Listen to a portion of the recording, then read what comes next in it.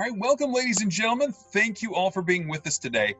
This is our last, surprisingly, edition of Ask an Artist for our 2020 Night of Artists exhibition. And we're very happy to have with us one of our phenomenal sculptors, Bill Nebeker. Bill, how are you doing? I'm doing real good, Ryan. How are you? I'm doing very well, thank you. What is it that inspired you to become a professional artist?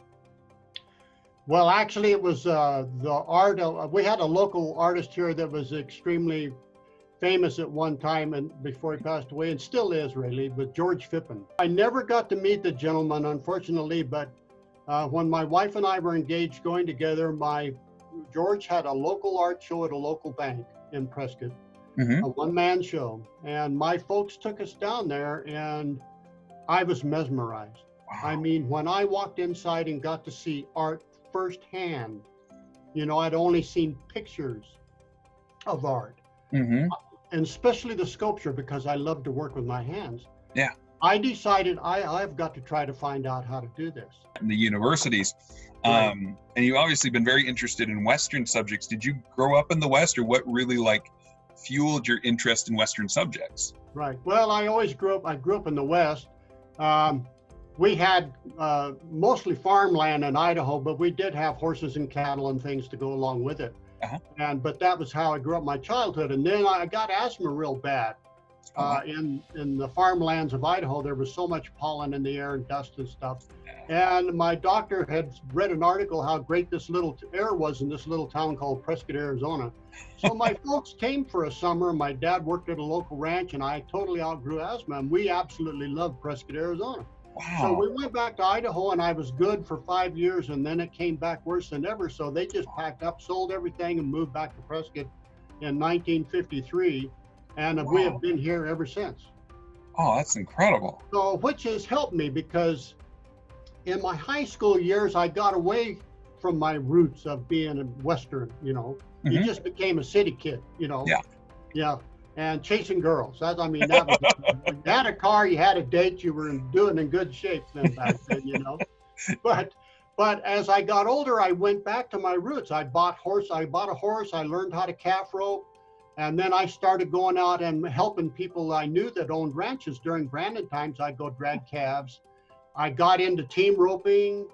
And so that's been the majority of my life, has been a lot of horseback riding. And I got to go work at all these ranches. And then I had the best of both worlds. I got to go do it. I got to come home and then represent it. Most of my work, of course, is contemporary cowboy work because that's what I do, but I do love historical work. I love historical pieces. So I always, every now and then, I like to do some kind of a piece that represents the law during that period of time. I did this piece in representing, he is a United States Marshal. Yeah.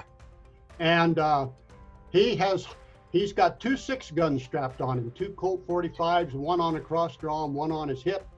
He has got what they called a stage shotgun. This is what they carried on the Wells Fargo stages. It was a special shotgun that had a 20-inch barrel, and it was a 10 gauge. Oh, wow. And, when you were looking down the barrel of a double barrel shotgun, that made you pay attention in a hurry. And so the story of this is that he has given this element till noon to get out of town. And he is looking at his pocket watch, which is now high noon, so he is coming. It's and time, yeah.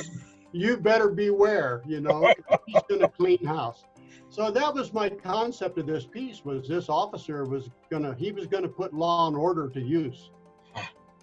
Well, I spend a lot of time and research on the gear. The boots are correct. They are sewed together in such a fashion that that's what you got during the 1880s and 1890s. Interesting. You can see a seam across the middle of the boot. Well, they would sew pieces of leather together. They were totally put together different than a modern boot. The old style spur straps and spurs were very popular during that period of time. Yeah. And of course, he's got what they call loop holsters. You can see that the holster itself is through 2 loops. Interesting. The 2 loops were cut and folded, and the belt was put between them. And of course, his badge is very interesting. If you kind of look at it, it isn't a complete circle. It's got a piece cut out of the bottom of it. And that badge was issued to the marshals in the Badland territories of Oklahoma, the Indian territories. I've always told people that I think one of the main differences maybe between Western art and other art, other fine art, is Western art usually tells a story, and it usually is very important to the both factions, the cowboy life and the artist presenting it, that it is done in a correct manner. Yeah. You know, because you're representing somebody's way of life and they take offense at it when you don't do a good job at it.